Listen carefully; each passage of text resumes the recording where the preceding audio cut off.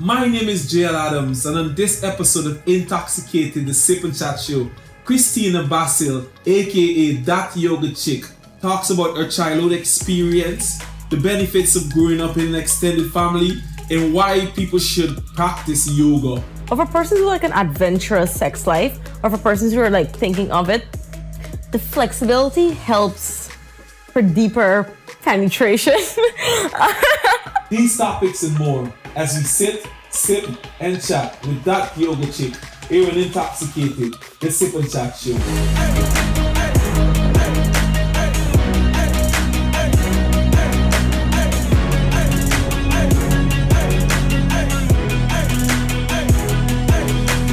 Hey, this is That Yoga Chick, and you're tuned into Intoxicated. Remember to drink responsibly.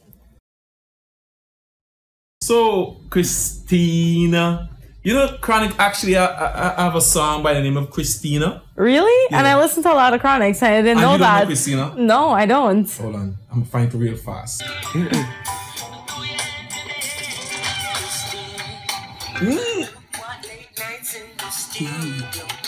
She didn't want him to become a singer. She wanted him to go to college and go to school. Oh crap. Yeah, so that's on me. That's not you. That's sure. You'll be supportive to your Rasta man. Yes. Rasta guy, are you into Rasta guys? Ones are dark. Ones are dark. Ones are dark. That's it. Now you have no chance. So, for those who may not know, tell us a little bit about yourself, like where you grew up and who you grew up in and stuff like that. All right, so I'm Christina Basil. I grew up, Basil, like the herb. Okay. That I always get a kick out of telling people that. Like, you know, what's your last name? Basil. You know the herb. Mm-hmm. Yeah, and they're like, oh my God, you're so funny. I'm like, I know, of course. Mm-hmm. Yeah, so I grew up, I was originally born in Essequibo on Essequibo Coast. Okay, yeah, nice. So country girl. But that's like a fake country girl because I lived there since I was a baby. And I came to town. I've been living in Queenstown all my life. And I've been living with my grandparents, immediate aunts, uncles, cousins, and my mom. So it's just two important words: Queenstown and Essequibo. My girlfriend is actually from Queenstown in Essequibo. Are you from Queenstown too? No. Well, in Essequibo, no. We're from Suddy. Suddy. Oh, so that's right like that's right there, just off the Stellan. Couple minutes in. What are some of your favorite childhood memories from Essequibo? I'm sure you know. Well, I lived there when I was 1, but we used to go back like every summer. So what do you look forward to the most when you visit back? As the food, like you know, everybody always has food to give you, man. So I like that, and like you can really get to relax. You know, it's just so quiet, so it's really good for some like an R&R sort of thing. Definitely, but. Yeah, go ahead. So like when I go there, you know, definitely R&R and then go down to Charity, see what's the vibe. But like I see some couple bars open just off when you come off of the Supernam Stellan. So you know, that's also a really good vibe and they have really good curry and everything. I was just in Essequibo Sunday. Oh. Not Sunday, Saturday. And you know, me and the drivers, we was saying the same thing, that Essequibo was like the perfect place to like go and just relax, you know? Yeah. When you get a weekend off and work, just go there. Yeah. You know, there's nothing to do in Essequibo, by the way. But drink. Nothing but drink, and then by, you know, 12 o'clock, 11 o'clock, everybody's in bed. Yeah. But like my aunt, she throws a lot of parties up there, so she knows all the clubs, and not really clubs, like bars and so. Went to Sawai? Pardon? You ever went to Sawai, the club in Regina? No, I've never clubbed in Essequibo, unfortunately. Oh, but you know, we've been to the bars and everything. It's like I said, my aunt, so where we're from in Essequibo, in Suddy, there's a bar right under there. And my aunt, she has like a lot of events. So, you know, 1 or 2 times I would just go to one. She had one Hawaiian party at Lake Mainstay the other day. Okay. So, you know, that was a party plus a trip all in one. Because like how often does a Guyanese go to Lake Mainstay? You know, that sort of vibe. So that was really nice. So you moved to Queenstown from Essequibo. Who did you grow up with in Queenstown? Did you have siblings? No, I only had a sibling 20 years after I was born. Wow. Yes, he is 4 years old now. He's going to be 5 in December. But when I grew up around my cousins, my aunt, my uncles, my grandparents, and my mom. So it's an extended family, a normal Indian thing, I realize. An extended family. Yeah, but I mean, it wasn't boring. So I never felt like, oh, I'm an only child. I'm so bored. So I never missed the thought of having a sibling because I have an aunt who's just 2 years older than me. Okay. So, you know, that's... People find it so hard to believe that's not your aunt. It's like your sister. She has to be your cousin or something. I'm like, no, this is how Indian families work. I actually grew up with an extended family, and You know, it has instilled some of the most precious and some of the most precious principles and morals in me, and you know, you learn to appreciate people for who they are and stuff like that. What are some of like the positives and negatives from growing up with an extended family? Well, how my mom grew up and how she raised me, it's like complete opposite on the spectrum. So she grew up, you know, the whole traditional woman sort of thing. Not much into extracurriculars, you know, you must maintain a home, you put whoever needs first. A patriarch, you know, the man is the head of the family and these stuff. But then she exposed me to so many extracurricular activities. So now I'm my own woman. I'm so independent, so extroverted with so many opinions. And I'm like, so we tend to have clashes sometimes, that whole generation gap and everything. But what I really liked about it is that we have days in which we do things. We have ways in which we do things, like certain traditions that, even when I used to go, when I was living on my own in St. Lucia, I took some of it. I let go of some. I took some of it because I realized this is really a way that I want to go forward. Like, for example, Christmas time. You don't cook on Christmas Day.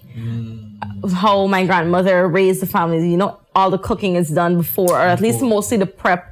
For mostly everything is finished on Christmas Eve. Yeah, definitely. Yeah, so on Christmas Eve it's finished. So Christmas Day is just, you know, you heat up or like you just cook, you know, just fry it up really quickly and then you eat, that sort of thing. The cleaning is done every weekend. You must clean. You must clean. There's no big general Christmas. Yeah, there's no general. Every weekend you clean. You know, you steps. Everything. And, you know, before you leave the home to go to work, to go to school, the home must be clean. You gotta sweep the yard. Yeah, so kitchen, everything must be clean. You mop every day, that sort of thing. So when it comes to the domestic stuff, I have to attribute it because I don't like to clean, as in like every day or like whatever, like how they like to do it. But when I clean, I clean. Like my room is never dirty. When I used to live on my own, I had a super clean apartment. Even my best friend called me like, you know, I'm a clean freak, that sort of thing. I'm a maniac. It's always clean. It's always clean. It's always clean. If it's I should see that room, you know. You should let me be the judge for. No, it's always clean. The girls can tell you. The girls. Yeah, the girls can tell you. But that sort of thing. So when it comes to the traditional ways of what a woman should be, the traditional aspect of it, I have to attribute it to growing up in an extended family. Okay. And that's what I'm grateful for. But every other thing is like, you know, I have my own ways of seeing things. I'm not going to be subservient to a guy or that sort of thing. Okay. That's me. So what are some of the schools you would have attended, you know, while growing up? So I firstly started going to St. Gabriel's Nursery. I was supposed to be going to St. Gabriel's Primary, but my mom was teaching there. She said nobody's going to... So she said nobody's going to give me special treatment. So she took me to St. Margaret's. She transferred me to St. Margaret's. And after then, I went to Bishop's High, and now I'm completing my last year at university. Okay, what are you currently studying? Medical technology. Medical technology. Yeah. So you want to be a medical technologist? No, I'm doing a degree because society mandates you to have a degree. And you know, my mom is like, "Oh, you have to have a degree." Definitely. So I'm like, "Yeah, she's a society." Teacher after all. Yeah. How hard was she on you when it comes to academics? Hard. 10 go out, gotta study 2-3 hours a day. Yeah, my mom was hard with studying. Yeah, it paid off because, I mean, this is my fallback. For medical technology is my fallback. I don't like the whole degree. I don't like formal education. Okay. It's annoying. And, like, I feel like my personality does not fit into formal education whatsoever. Okay. But it's important, though. It's important once... Yeah, but I mean, like...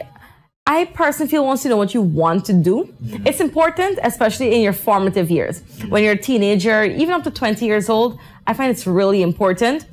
But like, I feel like once you've found what you love, your niche, once you found your niche and you know you can earn off of your niche to afford you a comfortable lifestyle, that sort of thing, that's all that matters, right? Because I mean, when I leave university and I'm supposed to go and use my degree, I'm going to work for 90 grand a month.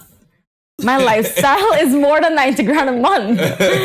So it's that sort of thing. But it's important if you know that you're in a field that will always pay you lucratively. Yeah. You know, but I mean, I would never knock anybody who's not doing a degree or a diploma or a certificate or anything, because I know what it's like, and I can tell you, I'm literally struggling to that graduation line. Wow. I'm not dumb. Like, my grades are not the worst. My grades are really good, actually, in my opinion. But it's a struggle because I've already found something I love doing. So now I have to go and do this thing that I know I'm not going to use. It's like, what's the point? It's good that you have something that you can fall back on just in case. Yeah, so which is why I'm really trying my best to, you know, finish with decent grades. Okay. So like it can still afford me opportunities if I want to do my master's, if I want to like advance or something. You did mention earlier that you spent some time in St. Lucia. What was the reason you living in St. Lucia? So I left for St. Lucia when I was 18. That was a really big move. I did my pre-med there. That was the only thing I went for, pre-med. And then that was it. And I came back to finish up my degree in 2016. Okay, so in your own words, what are some of like the similarities and the differences between St. Lucia and Guyana? Similarities, the Caribbean culture is all the same, you know. People just work, study, they lime on the weekends, they lime during the week. Some people have a hard Monday to go to a bar. It's so similar. The whole disciplinary actions the households take on, it's the same thing. The whole mandate that you must have a degree, it's the same thing. The culture, the traditional culture is the same. But what I find different is that persons know to enjoy themselves more. It's not always, oh, I can't stay out or I can't go to this party because I have to go to work the next day, or, you know, I have this exam the next day, because like the beach is always full, the bars are always full. But I guess I have to allow that for it to being a tourist country. But persons are just generally more laid back and relaxed, at least from in St. Lucia. So like the persons who I've been around, they're generally more laid back. You know, they know to have fun and they don't find it weird. Like, for example, there was this time I went to do some hiking and one person on the hike I knew. One person. So it's kind of them just asking on Facebook in a St. Lucian group, you know, I'm going on this hike. Who wants to come along? Wow. So we had like 15 persons coming together and nobody found it weird. Nobody didn't say like, oh my God, I hope this person is a safe person. Wow. This happening and that happening. That's risky. So and that's the thing. You didn't even feel like you were taking a risk. It was amazing. Like everybody spoke and everybody interacted. Like they knew each other for like a very long time. And I found like, for me, like that's really great because I've never found that in Guyana, that you can just pick up somebody who has a similar interest with you and you go on a trip. Yeah, but in Guyana, everybody knows everybody, so... Everybody does not know everybody. It seems so if you're in a crowd, a certain crowd or something. Man. But like a lot of people don't know everybody. Everybody knows everybody, or you know somebody that knows somebody. Well, yeah, I can agree with that. Mutual friends. Yeah, mutual friends. You lived in St. Lucia for 2 years? 3 years, 2013 to 2016. So for somebody like me who have never been to St. Lucia, if you were to try and persuade me to take a trip to St. Lucia, how would you do it? Like, what are some of the things you would say to me? Like the beaches, the bars. Just the beach and the bar? The beach and the bar. We got 63 beach here and we got bars. No, the beaches and the bars. It's such a different experience. Like, it's really such a different... And they have a floating park, a floating water park. Wow. They have a water park, which is really fun. And you can get super drunk and still go on the water park. And like everything... and everything is so accessible. So like if you're an outdoorsy person, you can climb the pitons and these sorts of things. But like again, if you're an outdoorsy person, you gotta save up if you wanna do something. For an average person, at least. I can talk for myself. If I want to do an adventure stuff, I can just kind of say, you know what, I'm just gonna go next day. Up to now, I still can't afford to go to Kaieteur Falls. I don't even want to fly on the plane and go to Kaieteur. I want to do the hike to Kaieteur, which is like $150, and I'm like, okay, but like, yeah, exactly, right? Charge from the $90,000 a month. No, but that's 6 days rent. No, that's the thing. The hike to Kaieteur, the 5-day hike to Kaieteur is like $150,000. $150,000? Yeah, because it's like a 5-day hike. Oh. Yeah, so that's my thing. You just can't pick up, but like down there if you want, like, oh, I just feel like, you know, doing a hike. You just climb the pitons. You just hike to a waterfall. Like one of the hikes we did, it was a 30-minute hike into a waterfall, and you get to like bush cook there, that sort of thing. So it was amazing. So you know, it gets boring after a while, but like if you're a local, so I went with locals, so they know all the hideaway spots. So some of the best spots in St. Lucia are hideaway spots. Okay. It's not the tourist attractions. Okay. So the hikes, the beaches, the bars, and the bartenders at the bars really know. What about the women? I don't know. I'm a woman. I don't know.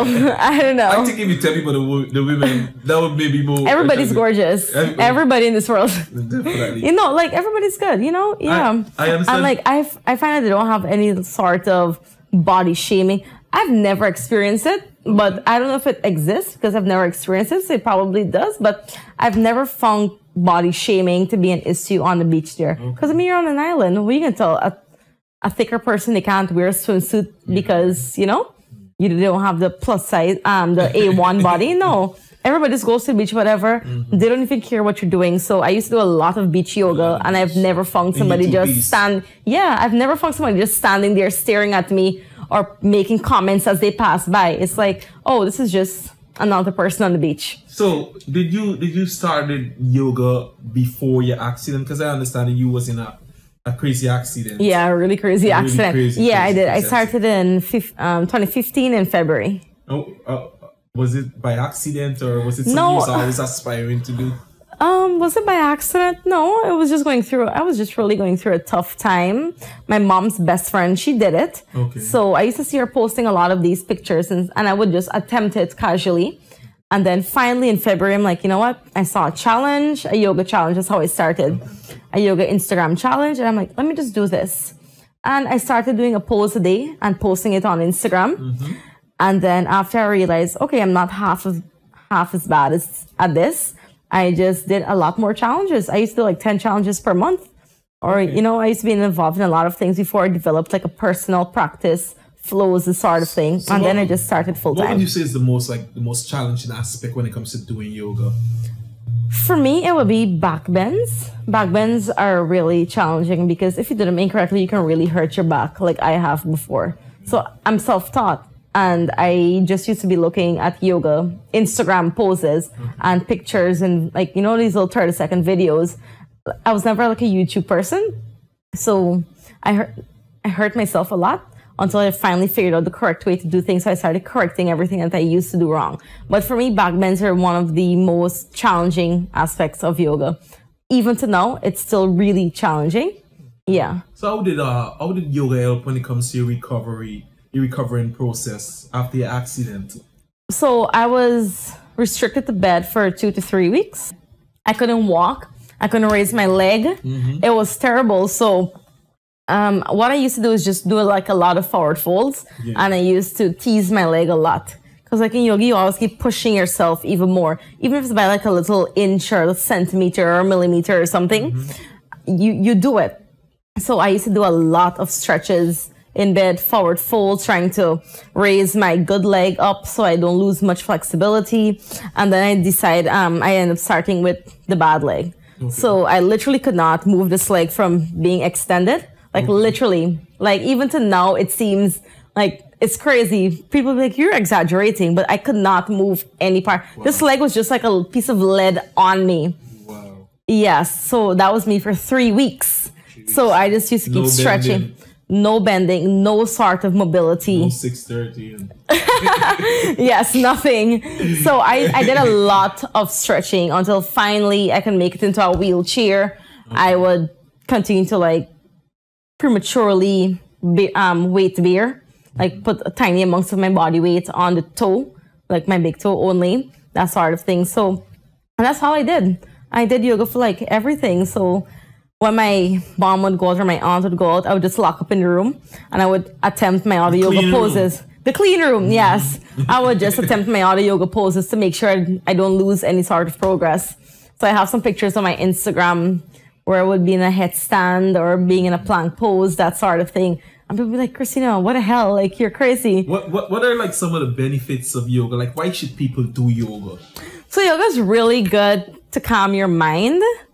It's really good for toning. It's good for general flexibility, overall health, that sort of thing, health and wellness. But it really does help with your mind, especially aligning your breathing with body movement. It's one of the most amazing things that can happen to you that you can master once you get it. And it helps in everything. Even if you are a swimmer, you're a runner, you like to do karate, you like to do gym, yoga helps in every single thing. I'm happy you mentioned it helps in every single thing. So tell me, how can or how does yoga help someone to have a more productive sex life? Oh, I was waiting for that question. It was? Yeah, wow. So, oh wow. Okay, let me take a drink for this.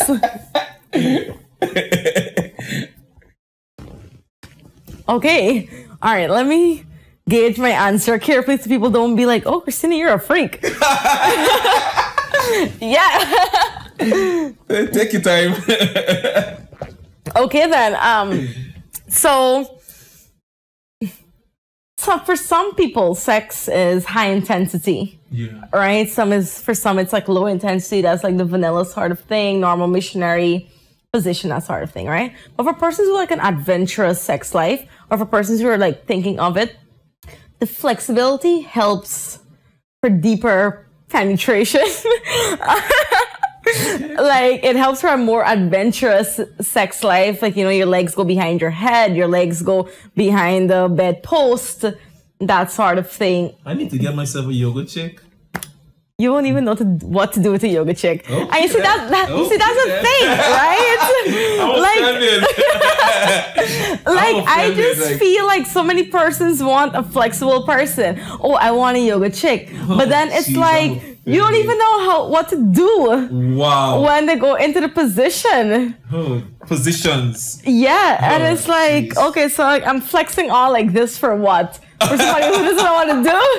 It's a waste of energy. No, but for sex life, it really does help you to connect with the person. So there's a type of yoga. I don't know what to do with a yoga chick. What?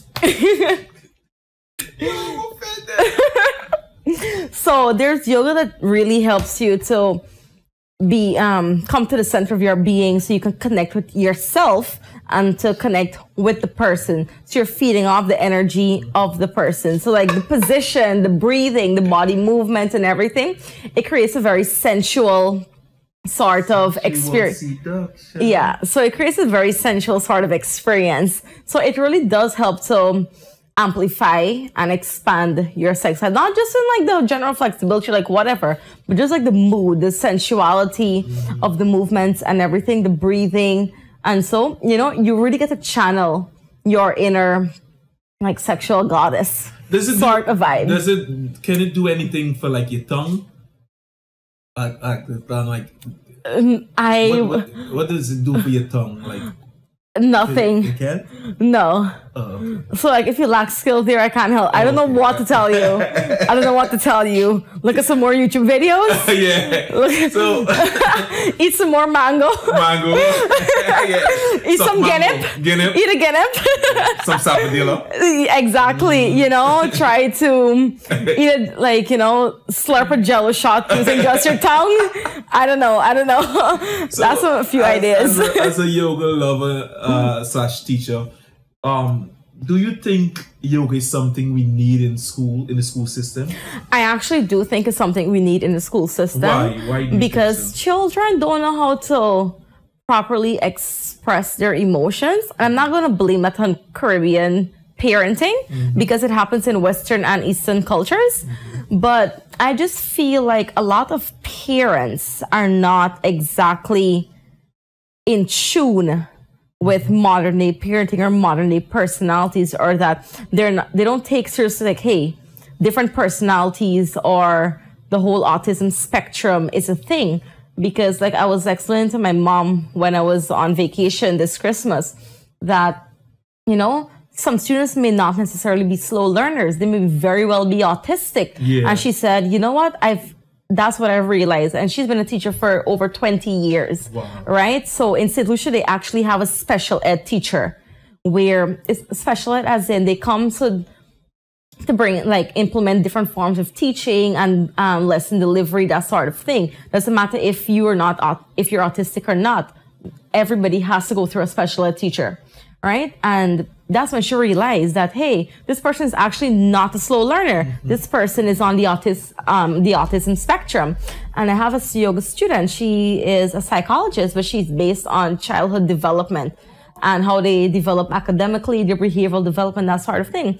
And she's opened my eyes to so many things. So now when I think about yoga and how it can help children in terms of focus, in terms of mindfulness, in terms of reactivity, I realized, wait, and I'm not saying every child who behaves badly is autistic. That's not what I'm saying at all. But it's just that a lot of times it gets mistaken for bad behavior and that sort of thing. So I think with it, we can help to manage how a child responds, because a child can come from a terrible background, or they're coming from a family who just knows to argue, that sort of vibe. Genetic inheritance.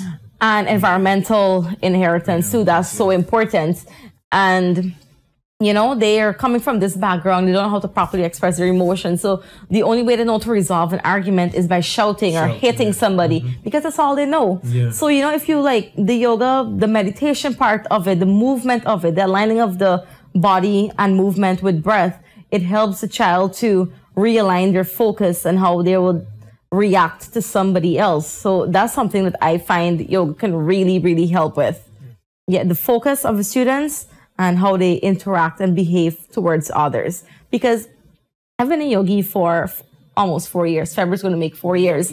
And I think that now yoga is like a lifestyle. It didn't happen to me. I just started yoga. Oh, I'm so mindful and I'm this like better, higher being or anything. It took me a very long time to come from where I was. And it's very popular in the Guyanese society right now. Mad people are doing yoga. And so you're also a yoga teacher, right? Yes, I am. Okay, how big is your class? How many students you have? So in my yoga group on WhatsApp, it says 21. 21. Okay. But I have like students showing up at different points in time. So like sometimes classes will go as much as 15 persons, all 21. And where is your class located? At GCC, that's Border Ground. And how often do you guys meet? 4 times a week. 4 times a week? Yeah, for 1 hour per day. 1 hour. Yeah, that's from 5 to 6. Is it free or do you? No, it's not. Well, for a newcomer, the first class is free, but it's $6.5 a month. Okay, not bad. Yeah, no, it's not bad at all. And let's talk about some of the other stuff that you actually are a part of. I think you're a part of the Rotaract. Yes. You're a part-time photographer / model, and you're also a part of Global Shaper. Yes. Tell us a little bit about your role within that organization and what is Global Shaper for the people who may not know. Okay, so Global Shapers is a non-governmental, non-profit organization. It's actually the community service arm of World Economic Forum. Okay. So they gear to, and one of their mandates is building better leaders within the community. So helping persons to fulfill their leadership potential and transform them into like proper leaders who can change, go forth and change society, whether it's by community service or within their own respective career fields. So it's actually a pretty amazing organization to be a part of, because you get to learn from so many persons. So to become part of it, you have to do an interview. Okay. So the interview is extensive. They ask so many questions. So you can't like BS your way through this. Wow. Yeah, so you actually have to know what you are about. Yeah, what you're about, if this is actually who you are. And you have amazing persons inside here who can help you reach your fullest. Not just that they can take your hand and guide you through, but they exemplify a lifestyle or like a position that, hey, you know what, this person's in my field and they're head of this or head of that. Let me try to strive towards the highest. So everybody holds you to a super high standard. Okay. And if you fall short, it's nobody's fault but yours. Yeah, but simultaneously, they don't expect you to just rise within starting. You can't rise within a day or week or month. It's a gradual process. So they always keep pushing you to reach your highest potential, that sort of thing. And they have what do they have? They have a signature project called, what is it called? Head Start. Yes, Head Start. So what they do is they go into the different indigenous communities and they do computer training. So usually we would come on board with Massey Technologies and somebody else would like donate a computer to one of the schools or something. And somebody from Massey comes to train the students how to use a computer. And this is something we've been going on for quite some time, and it's a super impactful project because when you go into these communities, you see how much you're lacking. So you know, to train somebody to use the computer in this technology-driven world, it's a pretty amazing thing because a lot of the students, they would eventually end up coming down to town to like maybe go to school or to do something, and they're able to teach their parents, 16-year-olds, 15-year-olds, being able to teach your parents how to use the computer, how to type, how to, read and these sorts of things. So that project is one of the most impactful things I've been a part of.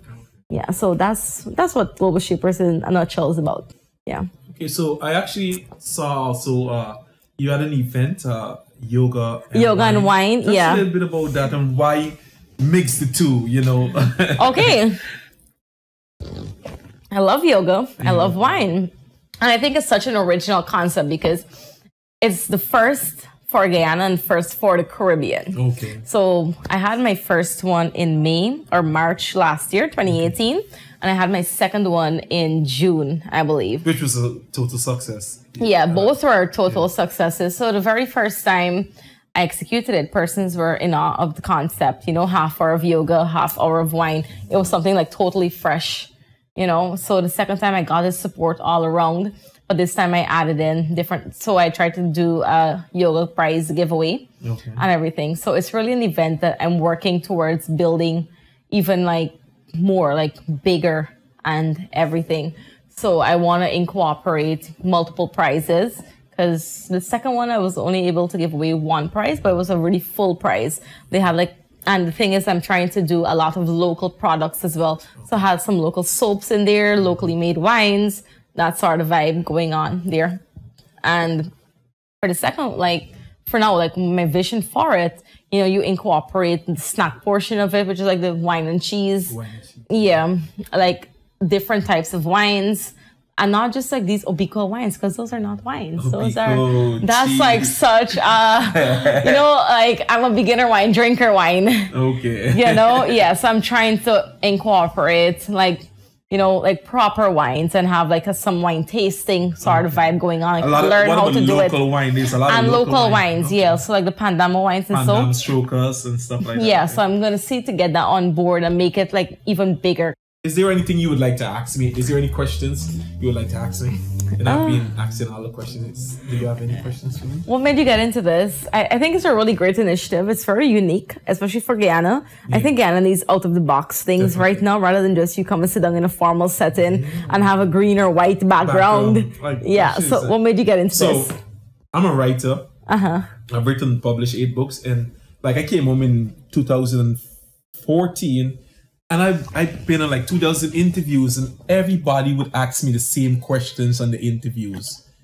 And guess what? Everybody would ask me about what's happening right now with me, opposed to asking me things about what basically got me to that point. So I'm like, you know what? Instead of complaining about the problem, why don't you just become a solution? Start something whereby you can give people a chance to share the entire journey, because you never know who it might influence. So trust me, I know. And then you come here, you drink, you talk about your childhood, you talk about what's your plans for the future, and you talk about the stuff that you're doing now. So you don't just have 15 minutes to basically sell what you got going on. You have an entire 30 minutes, sometime an hour. So, and then we mix it with a drink, and that's a twist. It's just like a good time. It's a good time. It's a conversation. Yeah. Stimulates conversation. So it's super dope, man. No, I actually really like the whole initiative, because then you get more comfortable. You get comfortable. You get loose and everything. Now you can blame it on the. Is there anything we forgot to talk about? Let's see. In case anybody's interested in my classes, you per se, definitely, you can come by to actually do yoga. You can come not to watch the women. No, not to watch the women. So tell them where they can find you if they're interested. So I teach at GCC, that's Border Ground, every Tuesdays till Fridays. So that's 4 times a week from 5:15 to 6 o'clock. And your first class is free. So you have literally nothing to lose. What about social media? Are you on social media? I am. I'm on Instagram, that yoga chick, D-A-T. You have to say it with attitude, man. That yoga chick. Yes, you see, that's it. And what about Facebook? Yeah, I'm also on Facebook, that yoga chick as well. So wherever you want to find me, that yoga chick. It's a really unique name. I really love it. And it's my name. I'm the only that yoga chick. Yeah, so you can check it out. It's not too daunting or anything. And the thing about yoga, what people fail to realize, you don't have to be young to start. You don't have to be flexible. You don't have to be strong. You have to be anything. All you have to have is an open mind. You don't even have to have a mat. I have a mat. You don't even have to have a mat. I have a mat to give you. You just need to have an open mind, and say, you know what? And that's screw it. And that's $6.5 a month, but your first class is free. First class is free. Yeah. And there's like, if you can only make it one time a week, we also have a payment plan for that. Okay. So, you know, you just come. I also do yoga in the park every Thursday morning from 5:30 to 6:15. And that's really cheap. You don't even have to have a mat because you're doing it on grass.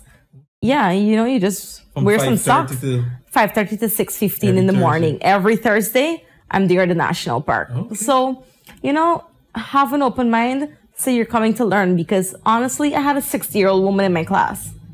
She's 60 and she was on her elbows standing up. Oh, wow. Yeah, she was like amazing. She's amazing. And she only stopped because she's on vacation right now. So when she comes back, she's going to resume. I have a next one is like 50 something or like almost 50 or so. So, you know, everybody in my class is older than me. Okay. I'm not older by a year, older by like 6 years, 7 years. Yeah, I only have like from 30s up, but that's not to say that I don't have young students. I have a few young students as well too. So, you know, it's not about age. It's not about anything. And my class is mixed. Just about the open mind. It's just about the open mind. I actually had a student say, you know what? She was glad when I posted a black person. And I said, what? Why? She said, because you're Indian and a lot of Indian classes have Indian people. Oh. And I'm like, oh, wow. I didn't even realize this was actually a thing until she pointed it out to me. She was like, look at this class, look at that class. Wow. And I was like, oh my gosh. So like, you know, you don't have to be a certain class, you don't have to be a certain race, you don't have to be a certain whatever. You just have to have an open mind. Definitely. That's the requirement for my class. Have an open mind. So thanks for coming and good luck in all your future endeavors. Thank you. What up, it's your boy Jay Adam, aka The Intoxicator. And if you like the video you just now saw and want to see more of it, then make sure to like, comment, and subscribe so you can be up to date with what's happening here on this channel. Okay? And if you want to see some uncut, behind the scenes footage of what's happening here on Intoxicated the Super Chat Show, make sure to click the Patreon link below.